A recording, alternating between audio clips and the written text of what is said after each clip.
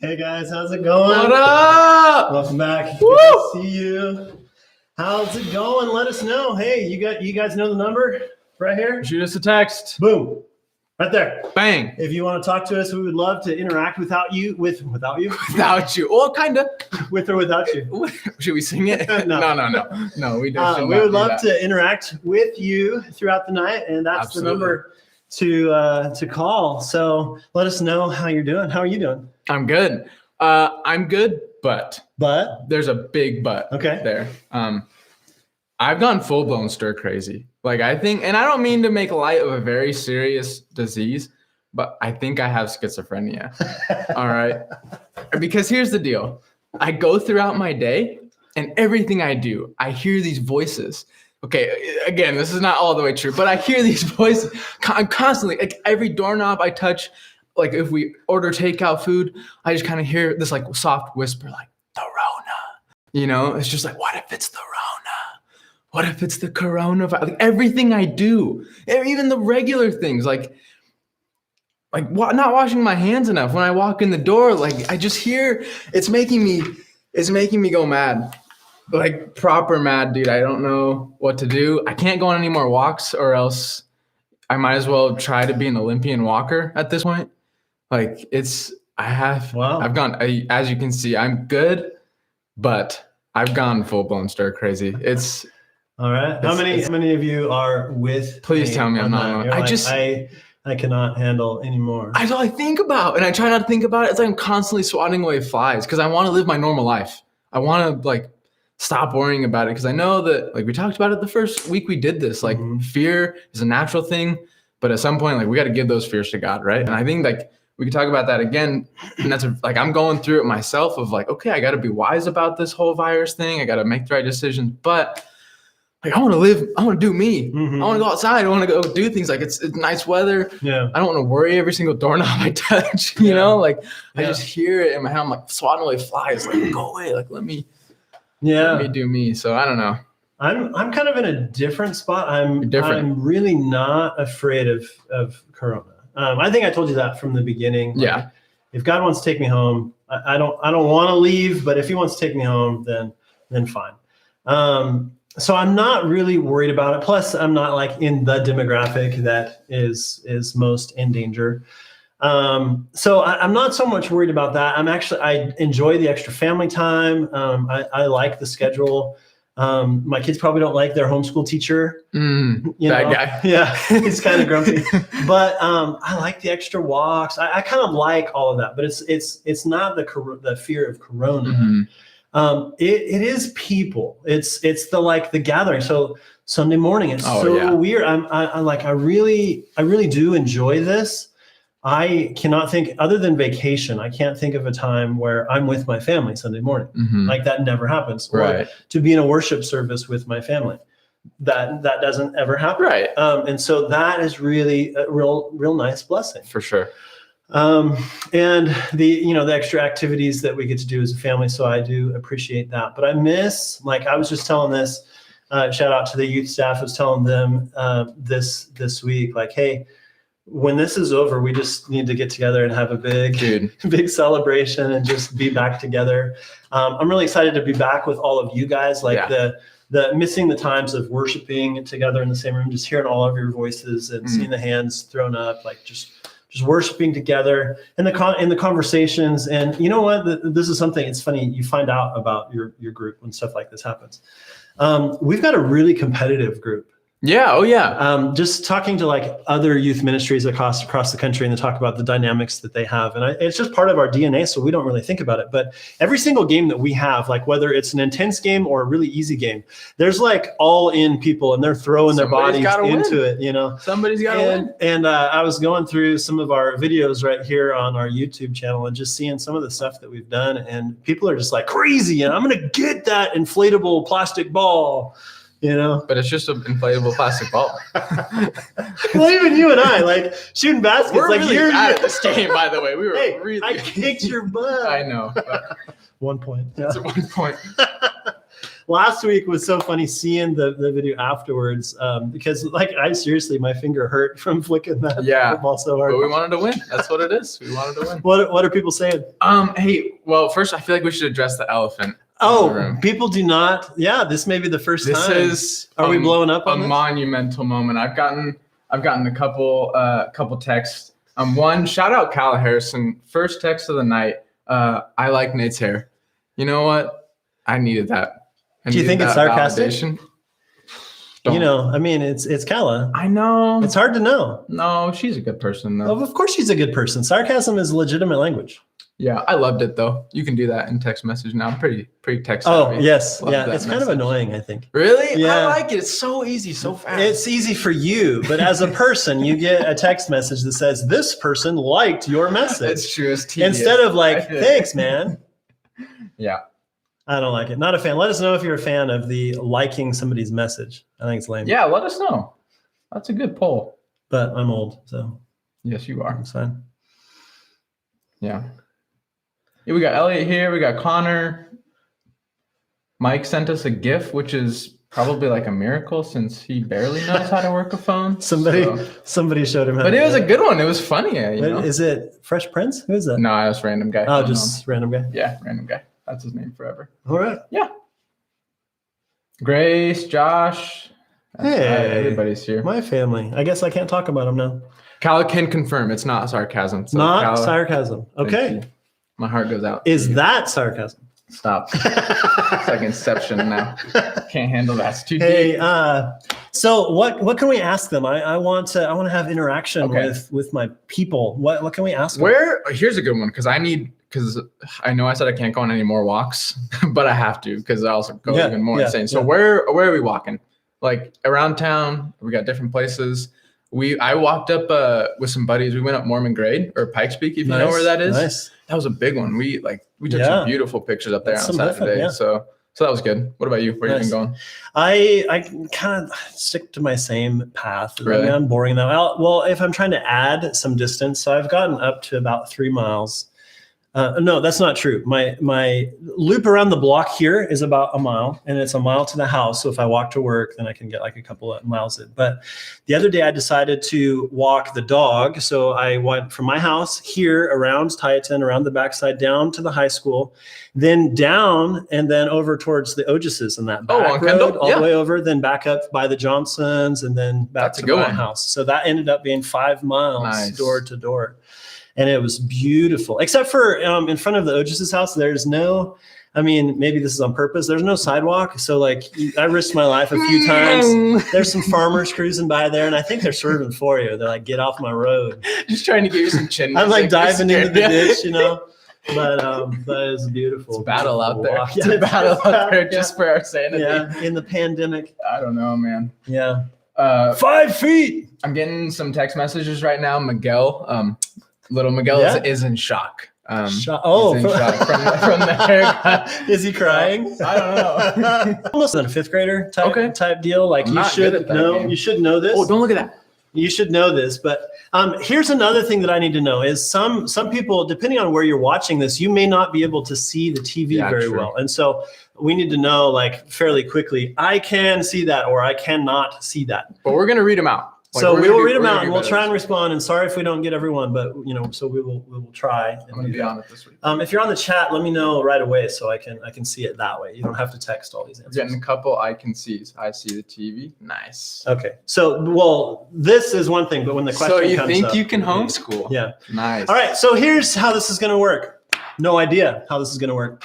There's going to be a question on the screen, and I think I'll probably give like the most amount of points to the person who answers correctly first. At the end of the night, I'll pick somebody who just won exceedingly.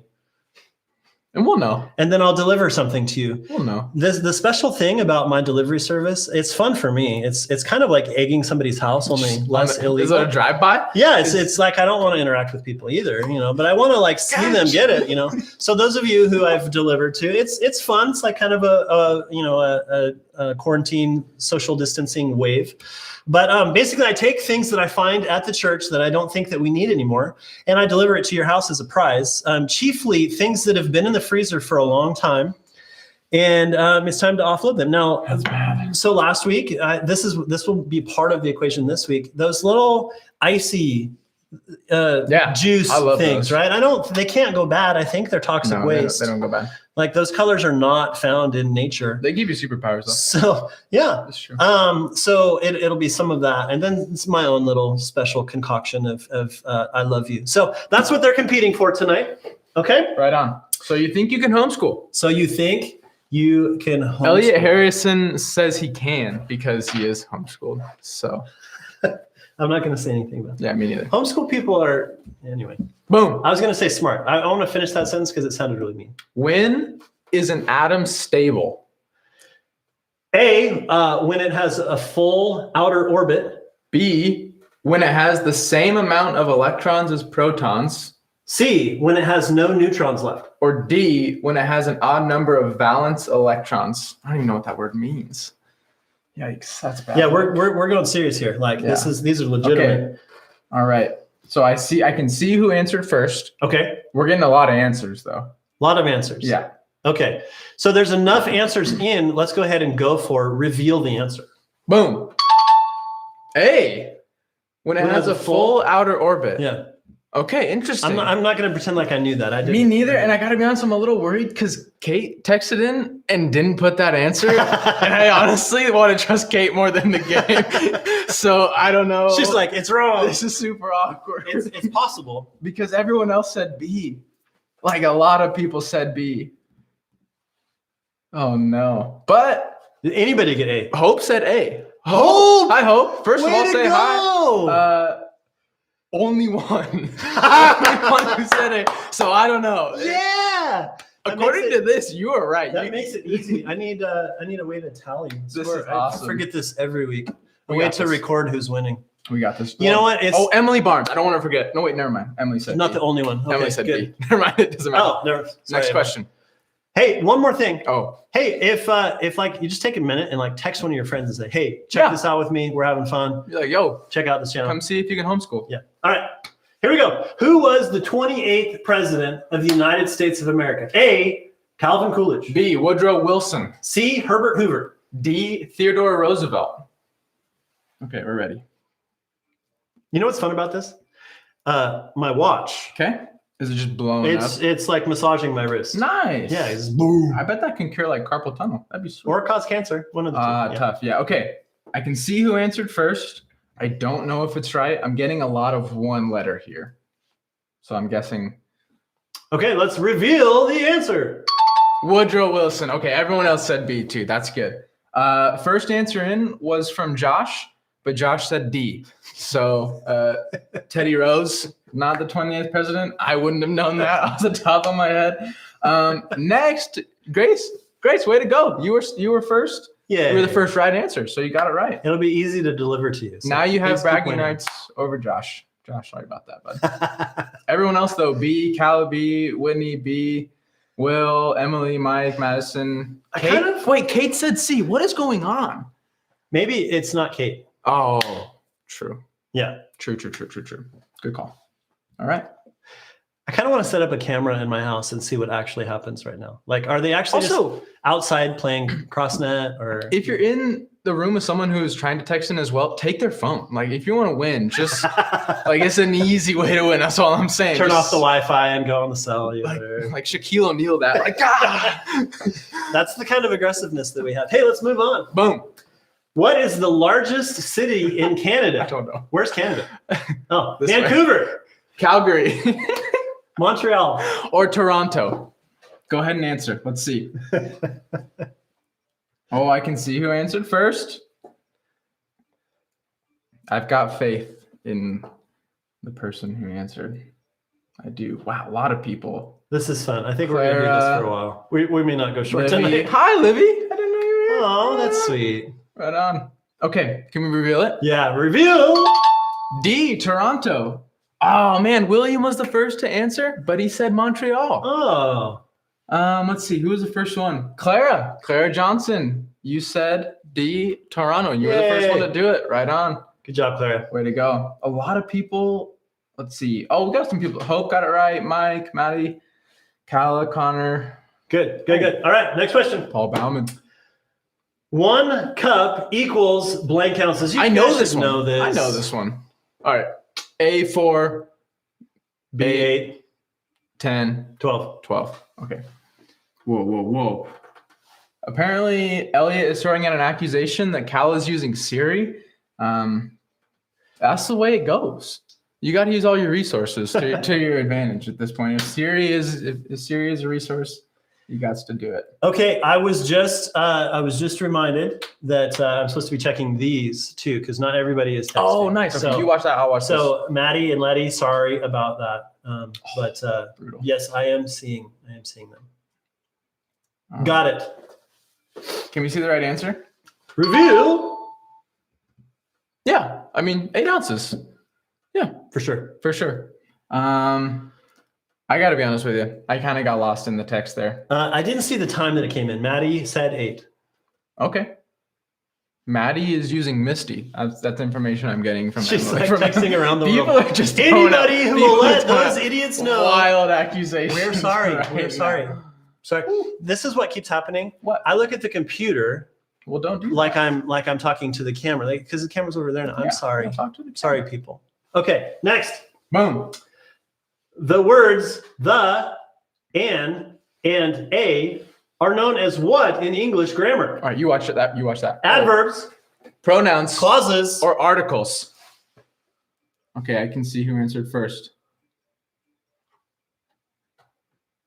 Who do you got? nothing. Really? I've got Clara Johnson saying D, articles. Okay. Wait, don't you read those? Maddie says adverb Don't you read articles? all the time. I gotta be honest, I don't remember a lot. from Magazines. school. I forgot a lot. Periodicals. Do you read periodicals periodically? Short stories. All right. Because that's what I would do. Reveal the answer. Boom. Articles. Nice. Wait, so that's Clara's second. Uh-oh. That's 2 for Clara. That's I wonder if they're sitting in front of Google. Whiz or are they kid just over that there. smart? I have heard, I believe they're that smart. I am also seeing some of those I think Google accusations texts as well. them questions. That's scary though. Okay, next. What is the capital of Finland? Careful.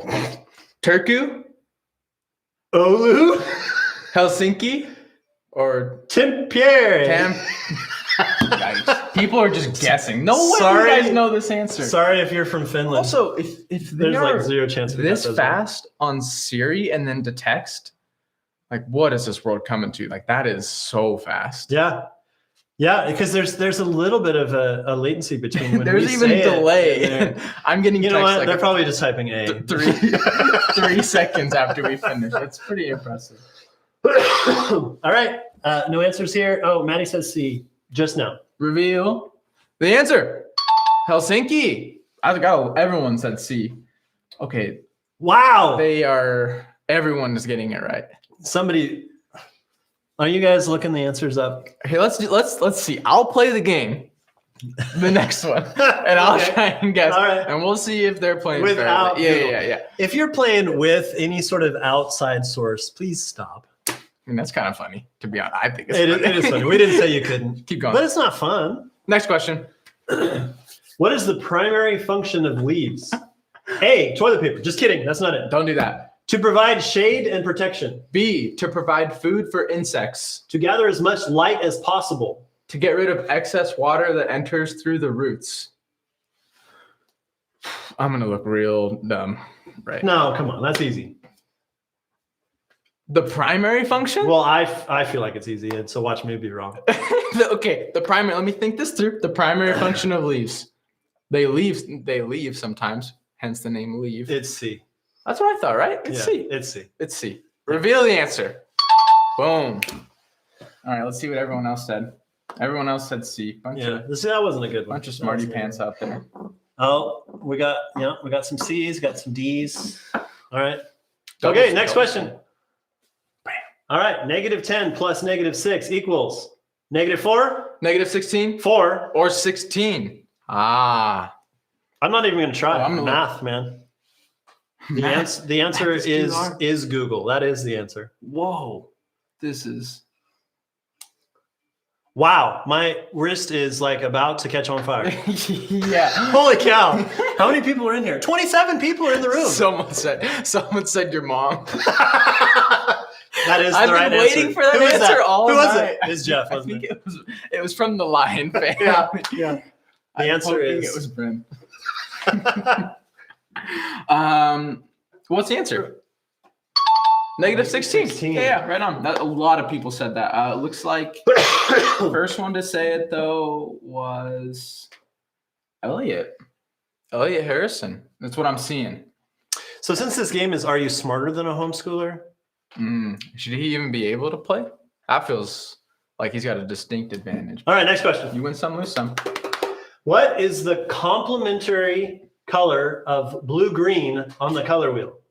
I know this. Yellow-orange, blue-violet, Maybe red-orange, not. Never mind. yellow-green. I don't know. I am locked in. Ooh. Okay, I see who answered first.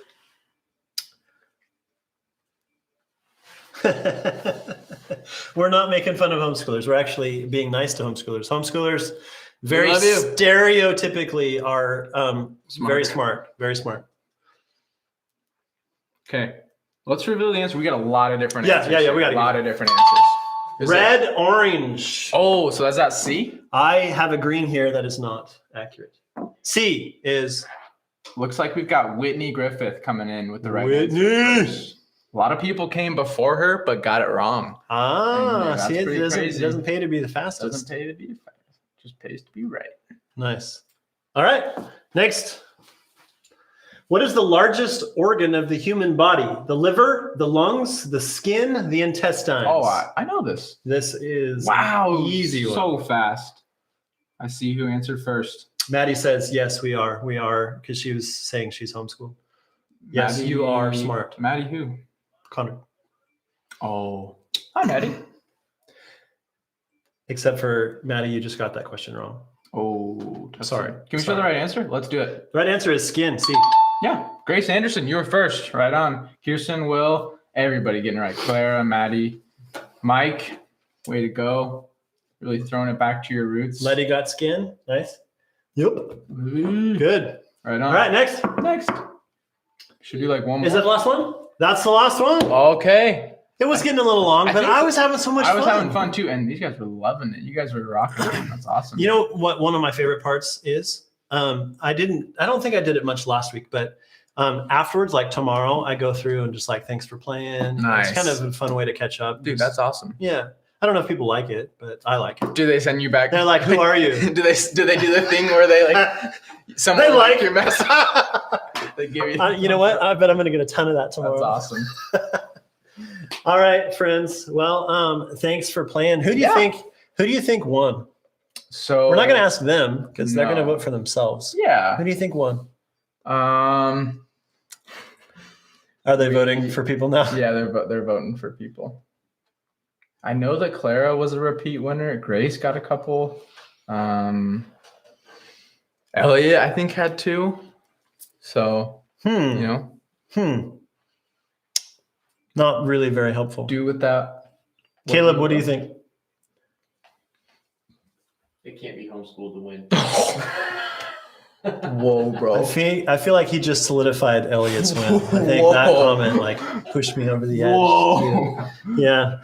All right, friends. Thanks for playing. So we are gonna jump right into the conversation now because we're just experimenting with shortening the time frame, even though we just went crazy long on the game. Yeah. This is good. Again, if you didn't already, let us know how you feel about that. If you would like musical worship to be a part of TYPM on Sunday nights, then let us know that and we'll add that back in. Otherwise, we'll get right to the conversation. So I'm excited for this. So we're just past Easter. I hope you guys had a great Easter week. And I was looking at what are we going to talk about next? And it's, we kind of have to talk about what's going on. And there's so many things to talk about right now. And it didn't feel right to just jump back into the pre-planned schedule. So one of the things, I love when God does this. One of the things that we were going to talk about later in the year, like much later in the year, we were going to show that picture. What is this in regards to? This is a text. Please don't get rid of worship and stupid video. And it's just of a really cute cat. Who's it from? Whitney. Oh, look at that cute cat though. Oh, please. That's good. It's hard to know. That's why it's different. It is different to worship, over a screen, disconnected from people. But here's the thing, Jonathan really wanted to talk about this tonight, and so I'll just say these 2 cents. We've talked about this before, what worship is, what musical worship is, and then God created us to be in relationship with Him, and part of that is worship, meaning God, you are worthy. That's the point of it. It's not, it's not to get a high from our emotions or to raise our hands or look at the cool lights. All those things are fun. Like God gave us bodies and senses to have fun with, but that's not the central purpose. The central purpose is to tell God, you are worthy. And it's a powerful way that He created our hearts that like we can say, God, you're cool. We can say those words, but somehow when we add music to that, there's something that like, there's a different part of us that activates. And so musical worship is a part of us. And so whether or not we're doing this in a room, our preferred spot with like our friends and our people and the music style that we like and the lights that we like and all that, whether it's that way or just as a response to God, God, you're good. Yeah, and you're worthy. Man, I love you. That is worship. That's not musical worship, but you could easily add that to a song. And so it's hard to know how to navigate these times, but we're just trying to figure that out together. So let us know how you feel about that. All right. So this conversation that we're getting into tonight, it's got an awesome title. What to do when you don't know what to do. Man.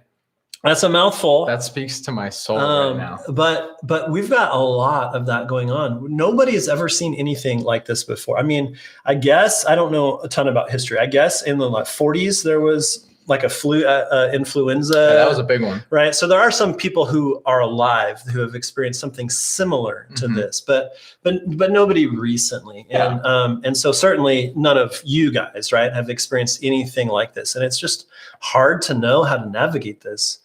And this is a what do you do moment.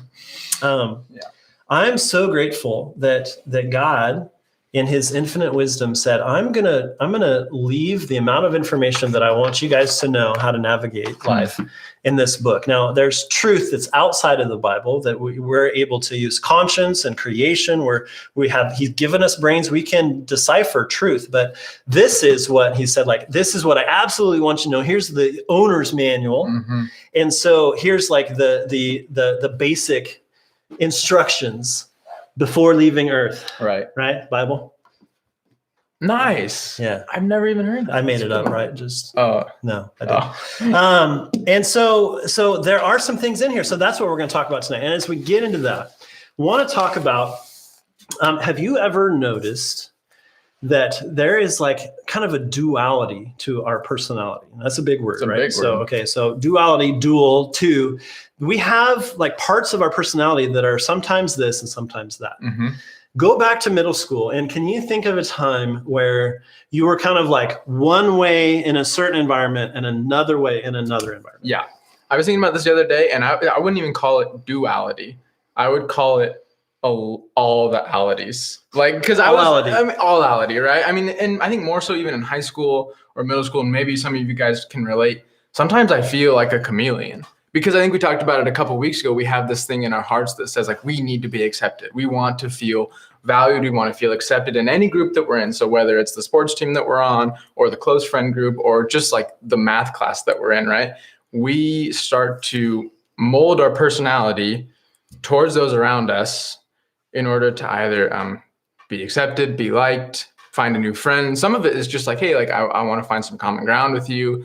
Some of it's healthy. Some of it's not healthy. But I remember, and looking back on it, I don't count this as a good thing. I was really, really good at this. And it's not meant to sound braggy or arrogant. It was just like, I remember being very good at just constantly being able to adapt my personality to whatever group I was in. And like I said, sometimes good, sometimes bad. Yeah. Right? It just kind of depends on who I am with the group of people that am I surrounded by people that are of like-minded values, or am I surrounded by people who don't have those, right? I mean, so what about you? What's your experience? Yeah, well, first, I remember, that was kind of a flashback. I remember back when you were in high school and we were meeting regularly, and that was one of the things that you were kind of recognizing about yourself, of kind of struggling with.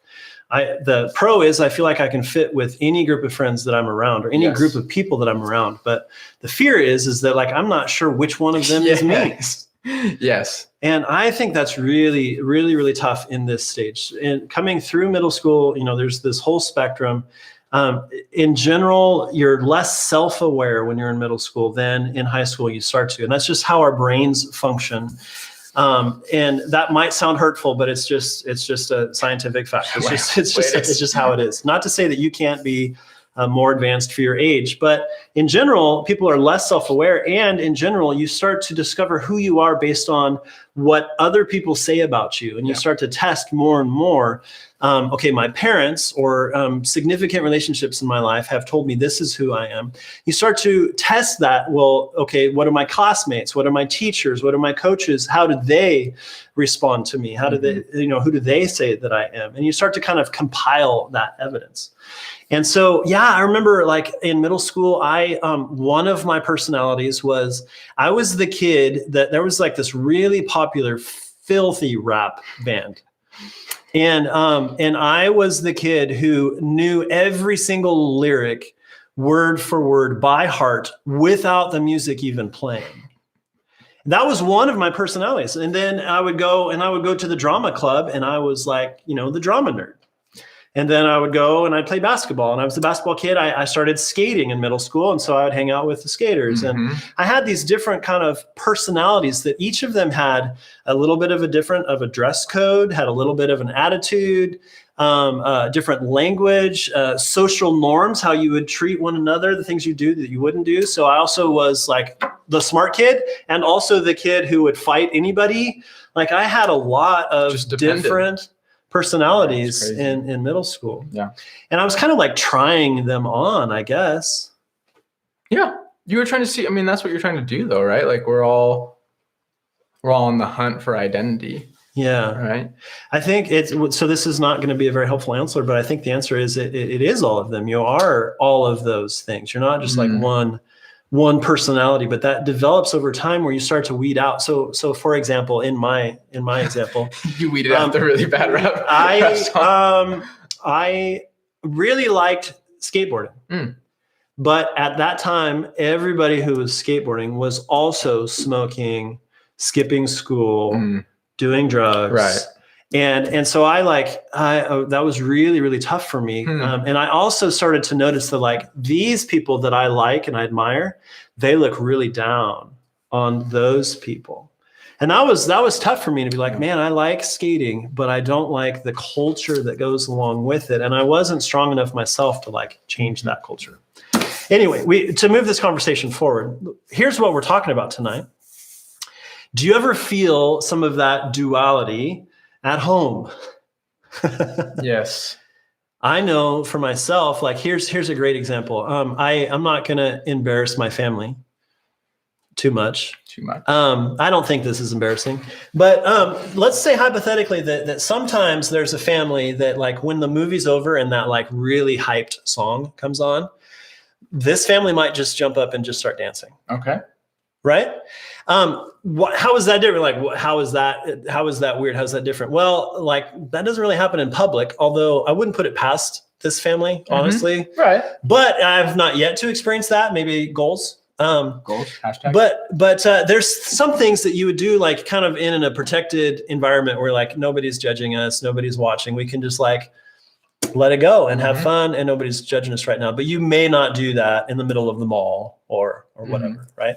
So there's some parts of your personality that you would be like, this is who I am. It's okay for me to act this way. And the people that I love the most, accept me the most, it's okay. They know, and they're not going to judge me. It's going to be fine. But you may not act that way somewhere else. You know what I'm saying? Yeah, I think for me, like, I think when I would go to school, I think people like, again, I would wake up every day and a part of my desire was, like we talked about before, like to make people laugh, to be the person that is always kind of bright and shiny and really never annoyed, never truly gets down on people, never just usually a positive attitude when I'm out in public, around school, in different classes, you know, like come in with a smile, things like that. And then, and that was what the outside world knew. They constantly knew like fairly happy Nate, fairly like go lucky, loves to like laugh, loves to joke around. Sometimes like even just toes the line on like appropriate jokes. Like that was me in high school, right? Absolutely. But then, you know, like sometimes the Nate that would come home was an absolute jerk. Like sometimes the Nate that would come home to my parents or my sister, they would get no patience from me, right? It was like all of a sudden either I'd like used it up or it was odd, dude. And I look back on it now and there was no reason that I should have changed. Yeah. There was no reason that I should have been the person I was at home with my family that was different than what I was in public, right? And so like I've had to have like harder conversations with family members saying like, hey, like, you didn't deserve that side of me. Yeah. Obviously, I know you give grace. I know you love me, and again, I love you too. But in no way were you deserving of that side of me so quickly. So I think that's, you know, partially why we're talking about this. Like, I don't know why this happens, why sometimes we can be so nice to a complete stranger and then just, eviscerate our family members, you know, just tear them apart. Really, really mean, brutal things. And I wonder if a part of it is because they're family, you don't feel like you have to try, like you just know you're going to work it out. Or maybe that's the place where it takes so much effort to like stay on top of your relational game when you're out that you want to be nice to everybody and you're like really fight for that, for any relationship, even ones that don't even really matter to you. Whether you liked their Instagram picture or whatever, like all of that stress that goes on. But at home, you feel like, hey, this is my favorite chair. This is the best seat in the car. This is my favorite food. I'm going to hide it. Like, there's all the things that you can kind of do at home that are maybe a little less loving to the rest of your family. And it creates this dynamic of, okay, why is it that we can be so loving to people outside of our family and then so rough to people inside of our family? Yeah. And I think the reason why this conversation is so meaningful for tonight is I just don't feel like it's ever been more of a theme, right? You guys out there, you're spending more time with your family than maybe you ever have, right? You're in the same room for a longer period of time, also with less things to do, right? Like, and that's a heightened stress. Like, everybody's stressed. Some people are stressed. Some people aren't stressed. There's not that like 8-hour period where some of you go to school and some of you don't. Again, like everything. So there's this added amount of time. And I'm just wondering, I think maybe you were wondering too, if this is something that you guys are feeling, you're feeling this tension with why am I feeling so annoyed so quickly? Why am I feeling so impatient or quick to snap or quick to just feel kind of done with your family? We're all human. We all have those feelings, right? So going back to how we set this up, you may not be aware that you're like this. You may not be aware that sometimes you're really, really mean to your siblings or to your parents, or to be fair, parents, I know I can be really, really grumpy, and I feel really bad about that. Well, part of the conversation tonight was to point to we're not alone. And so we're going to look at a particular person in the Bible, in the Old Testament, in Genesis 37. We get a picture of Joseph. And Joseph, for the rest of this series, we're going to be looking at different times in Joseph's life. There's Joseph. It's one of the favorite stories. There's so much crazy stuff that happens in his life.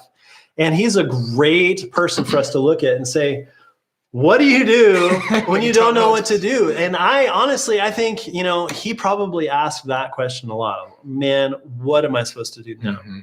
So here's the challenge. If you're going to read something this week, I would challenge you to go to the YouVersion Bible app, right? There is a devotional that goes along with this series. You can read it by yourself or invite some friends, invite your family. You can all read that devotional together. It's a 5-week, series. So we'll be parked here for a little while.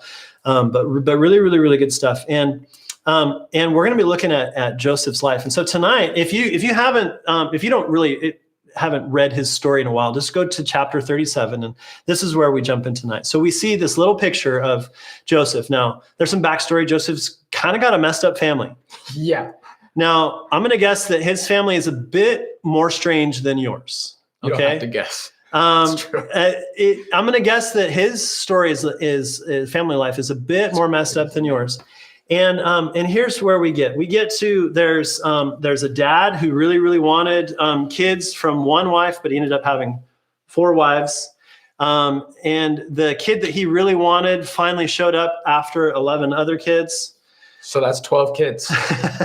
And here's where we jump into the story. So Joseph, he is responding to his brothers, the youngest of 11 brothers. And he comes in and he says, "Hey guys, I had a dream last night." Now, here's a little insight to me personally. There is a word that there's a phrase that puts me to sleep immediately. Okay. I had a dream. I don't know why. I could not focus when people talk about dreams. I don't know. Because it didn't happen. That's how I feel. I do believe that some dreams have significance, yes. And this is one of those. This is one of those dreams. So he comes in and he says, "Look, I had this dream, and basically this really, really weird stuff happens. But the moral of the story is, I am going to be your king, or you guys are going to worship me, or I'm going to save the day. You guys are all going to fail. I'm going to be the hero, and it's going to be awesome." Now, I don't know how many daggers are being looked around the room right now, but can you imagine the youngest sibling and the favorite? He was the favorite. And the favorite. Can you imagine an environment where you knew that one of your parents was just clear, this is my favorite child? Right. This is just my ADD kicking up here, but I tell my kids which one is my favorite all the time. All of them. No, Or the one no, you're talking to? No, it's whoever's giving me a back rub. Oh, At that moment, it's genius. absolutely true. Whoever's giving me a back rub is my favorite. yeah. Yeah. So Duly noted. yeah. But yeah. So it's a messed up situation, and can you imagine how much tension there must have been in this environment? Okay. So we've got this scenario. We've got a messed up family situation, and what do? He found him in all sorts of situations like this, and so in Genesis 37 we see that this happens. Now, I think this story, like we're going to talk about it more. We're going to talk more about Joseph's story as we move along through the weeks. But for tonight, I mean, I just think the recognition of the family dynamic helps us to feel like we're not alone, right? Like we're looking at a family that's got all sorts of stuff going on. It's okay. Like maybe we're not supposed to stay grumpy, but it's okay that it happens. Yeah, I mean, it's just okay that families are messy. It's just okay that sometimes the people you love the most are hardest to love, right? And I think that's a cliche, but again, this is a moment where, and the end of the story, Joseph's story becomes a beautiful story that gives God glory, right? And we're gonna talk about that later. But in this moment, the brothers are like, dude, are you kidding me? Yeah. Like, why are you gonna throw that in my face? You're already the favorite. You've already got this cool robe with a bunch of colors. Like, who are you to say that I'm gonna bow down to you for the rest of my life? Right. Like, and then the family there's some repercussions from this, and so we're going to get into that in a few weeks. But I'd say one of the questions that you've got to ask is like, okay, so I feel this situation. I feel like I sometimes don't love the people that I love the most. I don't love them the best. Mm-hmm. I'll just be vulnerable here for a second and say the person that I love the most, Anne Marie, I am probably the meanest to. Now, hopefully you don't get the wrong picture. Like I'm not mean to her all the time, but I can be incredibly insensitive to her. And it kills me because I love her the most. And I don't know what it is about me that's like, maybe it's because I know she'll forgive me or because I know that we'll work it out or because I have to try so hard with so many other relationships. I don't know why that is, but I hope that you guys can resonate with this idea of like, I just was incredibly mean to my family again. Mm-hmm. What do we do about that? Yeah. So here's the question. Why in the world is this basic instructions before leaving Earth? Why is this story in the Bible? Well, I think we've got some takeaways here. Number one, there are other families that are messed up just like yours. True. There are other siblings who didn't do a great job at loving their siblings. And it's helpful to like see that happened. Yeah. It's also helpful to see the things that they did right and the things that they did wrong. So that's number one. Number two, I think it's helpful that it teaches us how to pay attention to how our actions affect other people. And this is the point that jumped off the page to me for my own life and for my family, that I would love for all of us to kind of get a better ability to recognize that how you navigate your life affects other people. Yeah.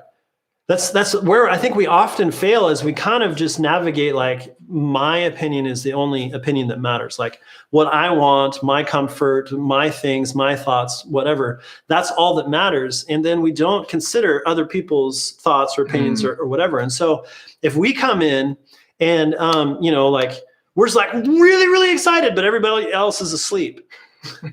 There's a disconnect. There's a disconnect. They miss out. Everybody in the family's trying to have a good time, but you're processing something. And so there's this like, how do we navigate this? Right. And I would say the number one, like this is such a stupid answer, but such a great answer. The number one way to start figuring this out and to get better at loving your family is to start paying attention to how you think and act and feel in your family situation. Become aware of yourself. Mm-hmm. Yeah, absolutely. That's awesome. Good. The last thing that maybe this might tell us is it reminds us that there's a tension left unresolved.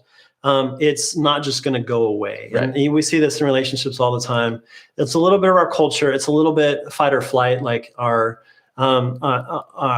we don't like conflict. So it's like, let's just ignore that. So I'm going to go ahead and punch you and steal the last bagel, right? And Yeah. then the next time I see you, assume that like everything's going to be fine. good. Yeah. And sometimes that happens in families, like it's just going to work out. But that's not how relationships work. You do actually have to sit down and say like, hey, what I did was wrong. Yeah. I need to ask for your forgiveness. Mm-hmm.